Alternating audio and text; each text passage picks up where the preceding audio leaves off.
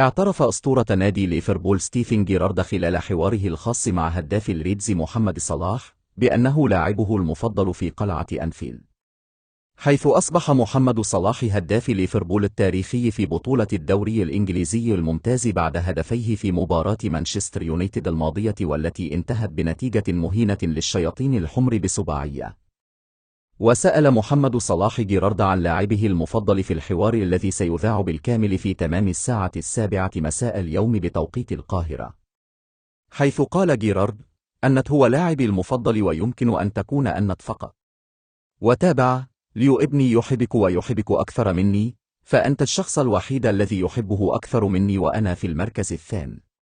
وتحدث محمد صلاح خلال حواره مع جيرارد عن احتفالاته بالبطولات مع ليفربول في السنوات الماضية، قائلاً أنها كانت تجربة لا يمكن أن أنساها أبداً. ورد جيرارد على صلاح قائلاً: هذه أسعد الأيام التي تعيشها جماهير ليفربول، فهذه هي اللحظات التي يظلون يتذكرونها إذا تحدثوا عن الماضي، لذلك أتمنى أن أعيد الزمان مرة أخرى وألعب مباراتي الأولى مع هذا النادي.